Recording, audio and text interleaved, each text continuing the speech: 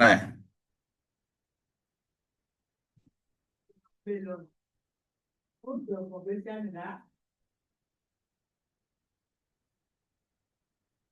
Que le Seigneur nous bénisse en ce moment précis.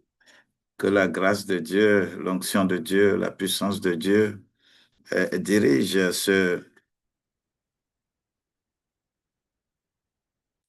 présentation. Bien-aimé Pauline, sois béni.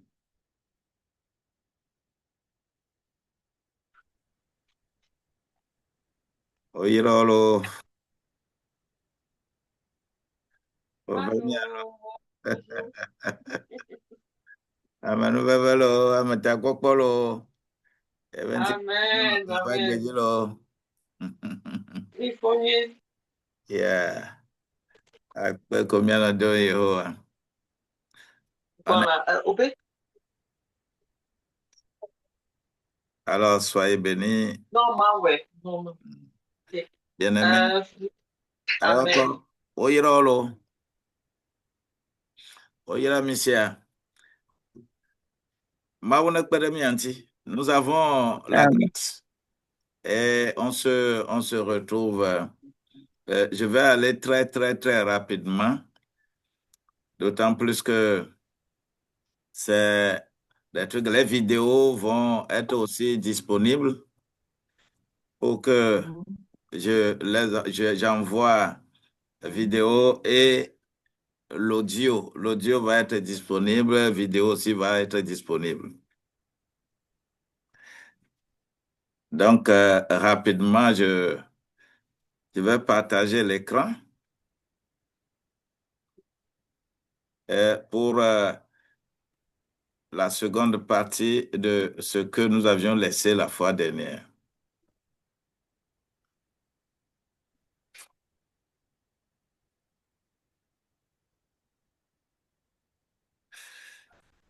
J'espère que on se retrouve bien. Et maintenant, nous allons muter nos micros et je vais faire cette présentation-là, disons, à deux séquences. Lorsque je vais finir, saisir les opportunités entrepreneuriales, euh, nous allons couper et reprendre pour le budget, pour que les vidéos ne soient pas si lourdes.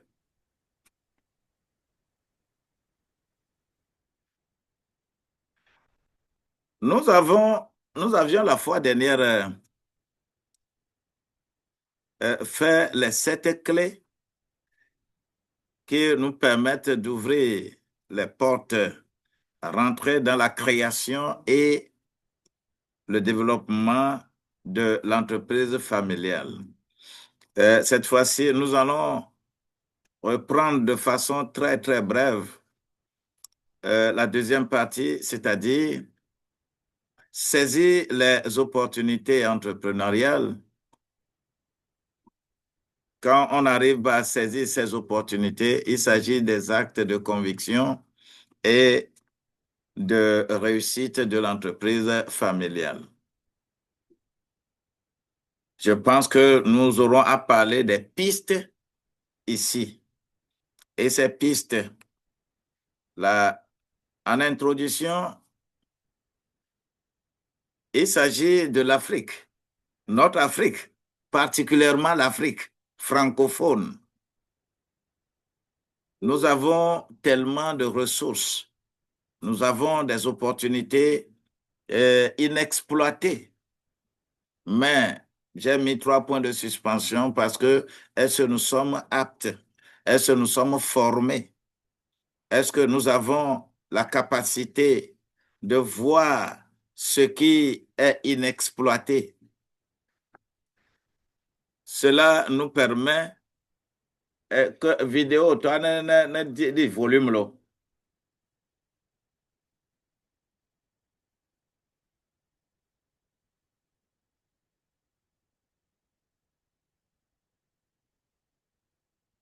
Donc, les systèmes économiques sont souvent fragiles, nos systèmes économiques sont souvent fragiles et nos familles et tout ce qui regorge ce système, nous avons besoin des innovations et c'est par résilience que nous allons atteindre les objectifs.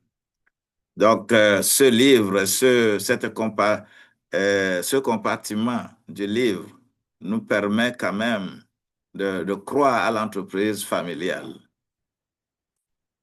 Et ce ne serait pas une aventure hasardeuse, mais quelque chose d'important. Et nous avons besoin de cerner ces opportunités entrepreneuriales. Et ici, je mets comme proverbe chinois, ceux qui déplacent les montagnes commencent par soulever de petites pierres. Personne ne peut se lever ce jour et soulever euh, des montagnes et faire déplacer des montagnes s'il n'a pas commencé petit. Il faut commencer petit. Ne rêvez jamais un début grand, mais rêvez demain plus grand. Lorsqu'on est dans stratégie, on prévoit des années. Et des années là, on peut rêver grand. Mais dans l'immédiat, il faut toujours commencer petit. Là, nous devons comprendre et cerner l'ADN de l'entrepreneur. Quel que soit les cas, ce qu'on appelle l'ADN de l'entrepreneur, c'est comme une cellule dans notre corps. ADN, c'est acide désoxyribonucléique et qui permet de comprendre la lignée de quelqu'un. Donc, l'entrepreneur n'est pas un rêveur, mais il est un veilleur. Nous devons le savoir. J'ai mis des versets bibliques devant. Vous verrez des versets coraniques, vous verrez des cotations de Fa, et l'andragogie, tout ça là sont dans cet ouvrage. Alors, lorsque Sourate 67, verset 15 nous dit que c'est lui qui a soumis, il nous a soumis toute la terre. Et partout où on va, on peut immédiatement avoir à manger. Les opportunités sont partout. On n'a pas à limiter les opportunités, mais ces opportunités sont partout. Alors, l'entrepreneur agit par la foi éclairée, non pas par peur. Il ne faut pas qu'on ait peur. Et l'entrepreneur est un bâtisseur familial et non un héros solitaire. Ce n'est pas que papa est le plus influent ou maman est la plus influente, mais c'est la famille qui va évoluer. Alors, l'entrepreneur cultive l'écoute des signes invisibles. Aujourd'hui, ce que vous voyez déjà, ça existe déjà. Vous n'avez plus besoin de chercher ça. Mais ce que vous ne voyez pas, ce qui n'existe pas, c'est ce que l'entrepreneur cible. Ce qui veut dire que l'entrepreneur vit dans la discipline et la résilience. Ça, j'ai encore repris un peu cette première piste pour mettre de l'ordre et comprendre, mettre dans le bain. Sinon, je m'en vais en même temps continuer avec la piste 3 ou la piste 4. La piste 3, d'accord. Parce que piste 1, piste 2, nous les avons déjà fait le 14 passé. Même la piste 3, nous avons fait quelque chose. Ce qui m'intéresse, on va aller sur la piste 4 qui parle de commencer, comment on l'appelle, cerner les meilleures idées entrepreneuriales. Vous savez, les meilleures idées entrepreneuriales, qu'est-ce que nous allons dire ici? Lorsque nous sommes dans la vie, il y a beaucoup de choses qui passent par notre tête. Mais il faut que nous arrivions à cerner tout ce qui passe par notre tête pour que cela soit bénéfique pour nous. Il faut toujours choisir entre plusieurs idées, choisir ce qui peut nous avantager. C'est pourquoi on dit que ce proverbe africain qui dit « Une chèvre ne broute que là où elle peut digérer ». Lorsque la chèvre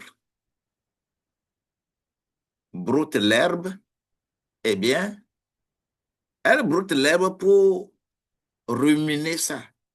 Mais s'il n'y a pas un arbre, ou bien s'il n'y a pas l'ombre quelque part où la chèvre va rester pour digérer, il serait mieux pour la chèvre de ne pas brouter là-bas. Ça s'appelle chèvre intelligente. Qu'est-ce que nous voulons dire? Nous allons exploiter un peu des versets, mais je vais faire économie de ces versets. Ce qui veut dire l'idée que vous avez, l'idée doit naître d'un croisement entre un besoin réel et les compétences existantes. Pourquoi? Lorsque vous avez dans votre famille, il y a des enfants. Qu'est-ce que vous savez faire? Quelle technicité il y a au niveau des enfants, que ce soit papa, maman, qu'est-ce que vous savez faire? Il faut que l'idée croise avec les compétences qui existent. Il faut que l'idée soit portée par passion et non pas par uniquement recherche de l'argent. On ne crée pas une entreprise parce que je veux de l'argent, mais on crée l'entreprise parce que je veux satisfaire les besoins des gens qui sont dans le besoin. Bien que lorsque le besoin sera satisfait, eh bien, vous aurez l'argent, mais ce n'est pas l'argent qu'il faut mettre devant. Alors, l'idée doit être testable. Lorsque vous avez une idée, est-ce que cette idée-là, est-ce que les gens vont accepter cette idée? Et votre environnement, l'environnement dans lequel vous vous trouvez, est-ce que l'idée-là, ça peut marcher? Si l'idée peut marcher, rapidement, vous le faites. Mais si vous ne pouvez pas tester votre idée-là au niveau local, avec un petit nombre, des gens en qui vous avez confiance, si vous ne pouvez pas tester là-bas, alors que l'idée là n'est pas alors bonne idée. L'idée doit intégrer la valeur ajoutée spécifique de la famille. Vous savez, lorsqu'on parle de valeur ajoutée, ce n'est pas en réalité acheter et vendre. Valeur ajoutée, c'est fabriquer. C'est lorsque vous avez l'idée, par exemple, de faire du savon, vous achetez sous des caustiques, vous achetez l'huile, vous achetez des arômes, vous achetez des trucs comme ça, et que vous êtes en train de fabriquer du savon pour vendre, cela veut dire on peut parler de valeur ajoutée au sens réel. Il est bien sûr normal qu'on parle de valeur ajoutée lorsqu'on est dans le commerce. Mais la valeur ajoutée dans le commerce ne crée pas tellement d'emplois comme la valeur ajoutée dans l'industrie.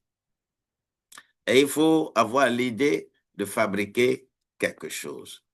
Nous avons également à savoir que l'idée doit être alignée avec des croyances spirituelles et familiales.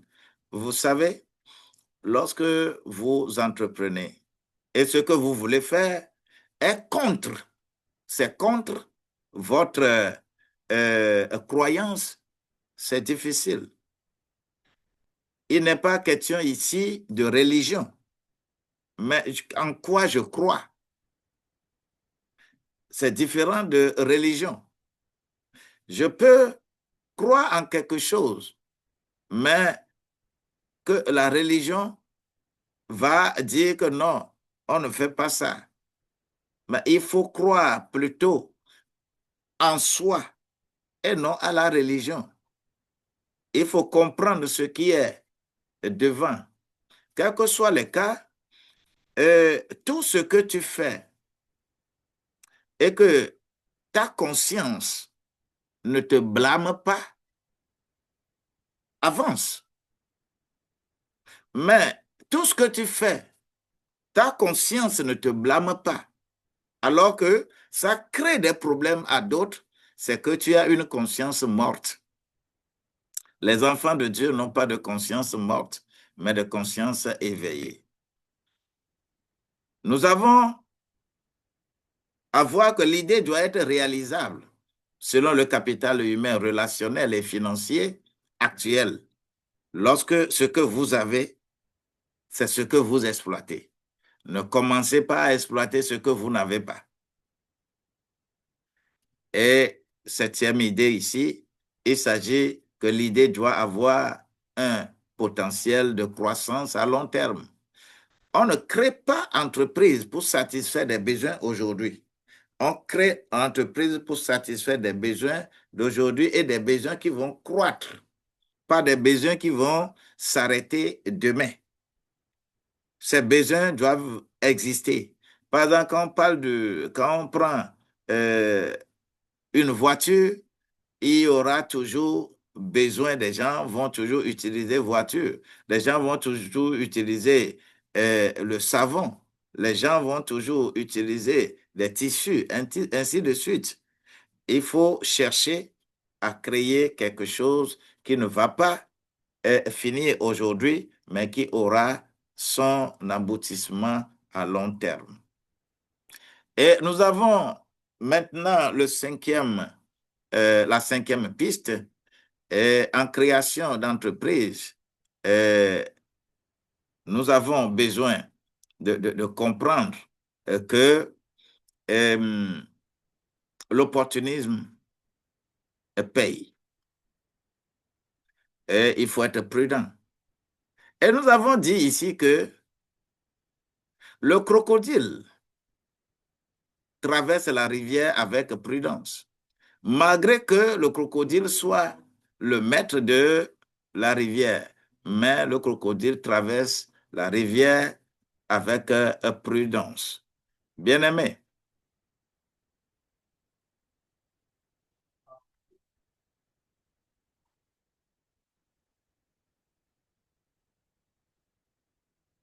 donc ici, on parle des contraintes environnementales, les contraintes environnementales, et ces contraintes-là sont liées à la création de l'entreprise.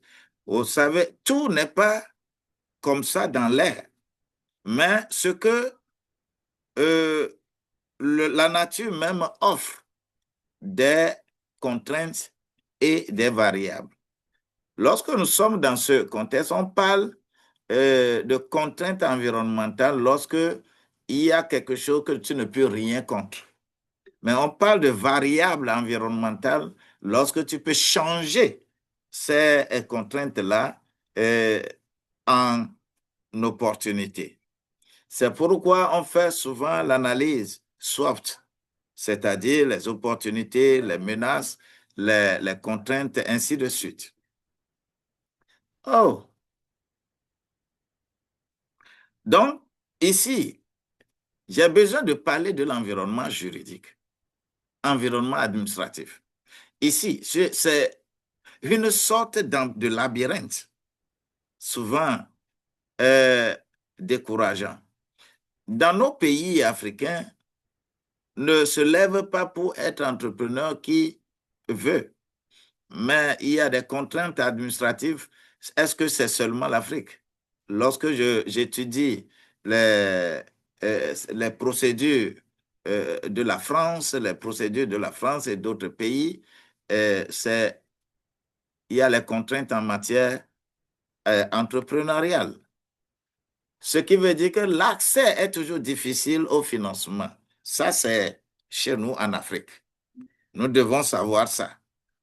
Donc, l'environnement économique peut être favorable comme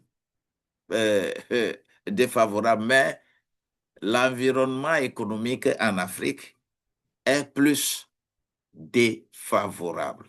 C'est peu favorable.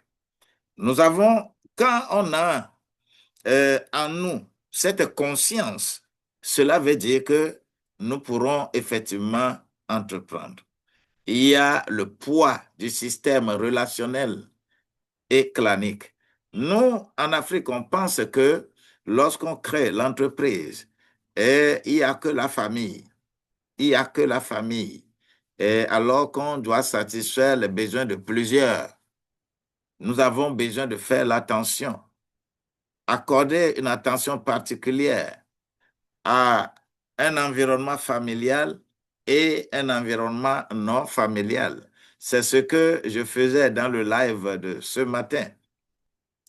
Lorsque nous avons des regards, un regard social, un regard culturel sur l'entrepreneuriat, vous ne pouvez pas créer une entreprise en ignorant la culture du milieu.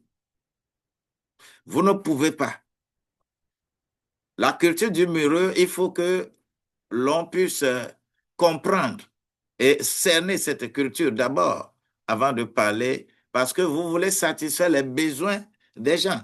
Et les gens sont dans une culture donnée. Même on peut aller au niveau anthropologique pour voir quelle est la lignée, comment cela se passe et comment on peut vraiment s'instaurer et créer l'entreprise. Nous avons besoin de comprendre l'environnement social, l'environnement culturel. Donc, le manque d'infrastructures aussi est un problème et des services publics adaptés. Quand je lis certaines choses concernant la France, lorsque tu veux créer entreprise, il y a plein de structures pour accompagner. Dans nos pays ici, il n'y a pas de structure pour accompagner. Les structures qui seront là pour accompagner, c'est à toi de donner de l'argent. Que la grâce de Dieu nous accompagne. Nous avons le déficit de l'éducation entrepreneuriale. Nous avons ce déficit tout simplement parce que l'éducation en Afrique ne nous avantage pas. Nous sommes trop informés, nous ne sommes pas formés. Et l'environnement familial n'est même pas éduqué. La famille n'a pas de ressources appropriées pour pouvoir éduquer les enfants. Lorsque tu mets un enfant au monde, quand tu satisfais correctement les besoins de l'enfant, l'enfant a besoin de quelque chose, tu donnes. Et à des moments opportuns, tu peux avoir la valeur, tu peux avoir l'ascendance sur cet enfant et l'éduquer comme cela se doit. Mais lorsque toi-même tu es incapable de supporter tes propres enfants, il est difficile que l'enfant t'écoute. Et ajouter à l'éducation que nous recevons également à l'école, c'est un problème que nous avons. Mais ce sont des contraintes. On ne peut pas évoluer dans la vie sans contraintes. C'est pour cela que je m'en vais maintenant vers ces contraintes environnementales qui nous ont vraiment coûté très, très, très cher. Quels sont maintenant les comportements du couple face à ces contraintes environnementales? Les contraintes que nous avions déjà énumérées, le comportement du couple, mari et femme, époux et épouse, nous parlons dans le cadre d'une entreprise familiale. Ici, on dit que quand les doigts sont unis, ils peuvent soulever une pierre. C'est un proverbe malien. Vous allez voir comment les musulmans, les Maliens, les Guinéens sont ensemble, les Nigériens sont ensemble. À chaque fois ils se retrouvent quelque part, ils sont ensemble et cultivent beaucoup cette solidarité-là. Lorsque les doigts sont unis, on peut soulever vraiment une grosse pierre. Ce qui veut dire que l'union dans l'épreuve, je conseille, en entrepreneuriat, il faut l'union dans les épreuves. Les épreuves peuvent venir, mais lorsque on est unis, ça constitue un levier dans le couple. Et que ensemble, le couple doit se mettre ensemble pour entreprendre. Si le couple ne se met pas ensemble pour entreprendre, cela veut dire qu'il y a de sérieux problèmes. La seconde chose, l'accusation mutuelle. On n'est pas dans le couple pour s'accuser mutuellement. C'est un piège à éviter. Quand quelque chose se passe et que ça ne va pas, c'est inutile de jeter le tort sur X ou Y, mais il faut plutôt cultiver l'unité. Et cette unité-là nous donne plus de valeur. Lorsque nous avons le retrait affectif ou l'indifférence, qu'est-ce que nous appelons comme ça? De temps en temps, quand je vais parler maintenant, on va me dire que, ah, c'est comme ça, donc je ne parle pas. Je suis indifférent. Le problème est là, mais tu es indifférent. C'est un cancer là, dans le couple. Il faut le dire, il faut en parler. Même si ça apporte quelque chose de grave, il faut en parler. Il ne faut pas être indifférent. Chacun amène toujours une pierre à la construction de l'édifice familial. C'est tout est grâce pour notre vie. Alors, il ne faut pas également avoir peur de risquer. L'entrepreneuriat, c'est le risque. Ça peut être un frein ou ça peut être un moteur qui ne risque rien, n'a rien. En entrepreneuriat, le poids des familles élargies. Quelquefois, la famille élargie, belle famille, famille élargie, le cousin, la cousine, un peu peuvent envahir. Comment gérer ça? C'est important lorsqu'on est en entreprise familiale et le comportement des époux. Vous devez vous entendre là-dessus, que la famille élargie ne vienne vous diviser et vous détourner sur le plan que vous avez mis en place pour l'entrepreneuriat familial. Il y a des entraides émotionnelles et spirituelles. Vous savez, il faut s'entraider. Et quand il faut s'entraider, il faut comprendre d'abord sa propre situation. Chaque fois, qu'est-ce qui rend la chose possible pour nous? Ce qui rend la chose possible pour nous, c'est que chacun reconnaisse ses faiblesses et ses forces. Et lorsque émotionnellement je suis bas, il faudrait que l'autre me relève. C'est important. Nous avons également la vision partagée comme boussole. Lorsque vous êtes ensemble, vous avez une vision commune, cela veut dire que ça constitue une boussole qui vous oriente là où vous devez aller. La grâce de Dieu doit nous accompagner. La piste 7. Pour cette piste 7, je préfère ne pas en parler de trop parce que c'est rédigé, il faut rédiger le projet d'entreprise familiale. Il faut rédiger ça. Lorsque vous pouvez rédiger le projet d'entreprise familiale, vous êtes meilleur. Donc, l'eau ne reste pas sur une feuille bien dressée. Cela veut dire que un projet bien pensé résiste aux imprévus. Il faut rédiger le projet. Et je vais passer rapidement sur ça. Rédiger le projet, il y a différentes parties que nous devons avoir là. Même si je le présente au moment opportun, lorsque tu as un projet à rédiger, vous pouvez nous faire signe. Nous allons vous rédiger le projet d'entreprise familiale. Pour ne pas perdre le temps, parce que c'est un contenu qu'est-ce qu'il faut mettre dedans, que doit contenir ce projet, le rôle des époux, intégrer la dimension spirituelle et communautaire. Il faut écrire dans un langage accessible. Vous pouvez écrire votre projet dans votre propre langue si vous avez la possibilité, mais il faut toujours écrire ça dans un français plus light. Un français, il ne faut pas chercher les gros mots. Donc, voilà ce que c'est le projet. Je m'en vais rapidement vers la piste 8. Et quel financement privilégié pour l'entreprise familiale? Et nous avons besoin de savoir ici que ceux qui déplacent les montagnes commencent par soulever de petites pierres, telles que nous l'avons déjà dit.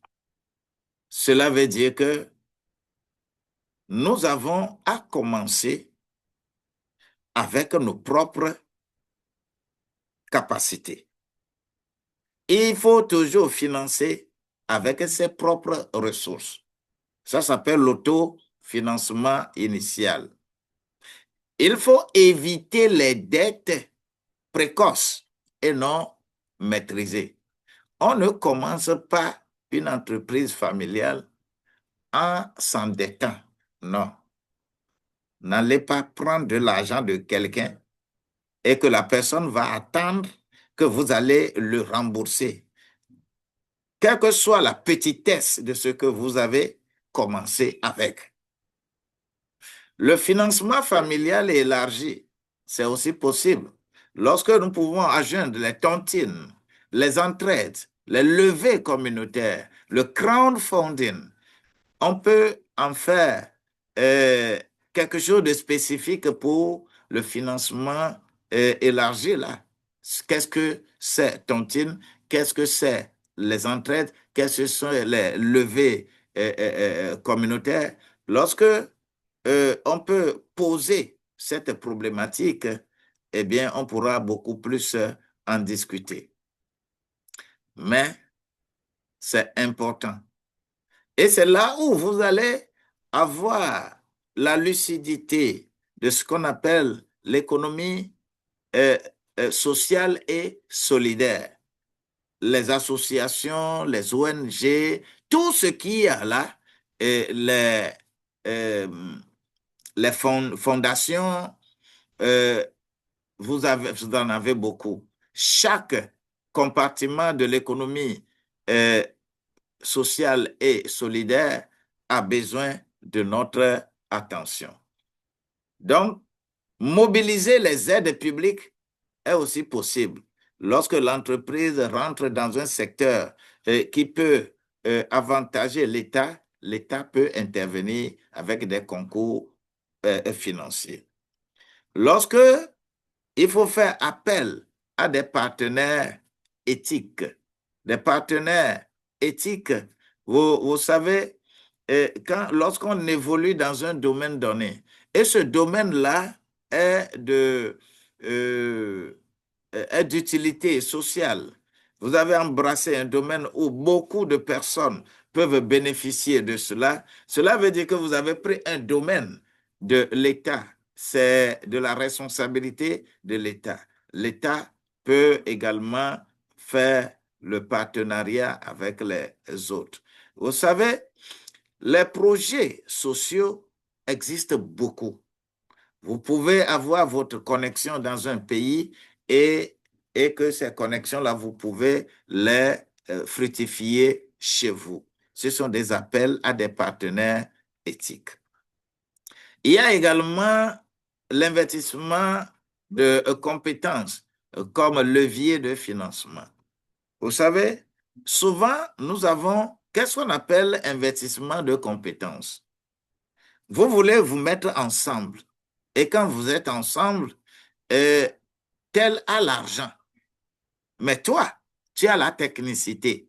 On peut convertir cette technicité-là en argent pour que vous soyez des associés. Ce sont des compétences, des investissements de compétences. Ce sont des leviers de financement.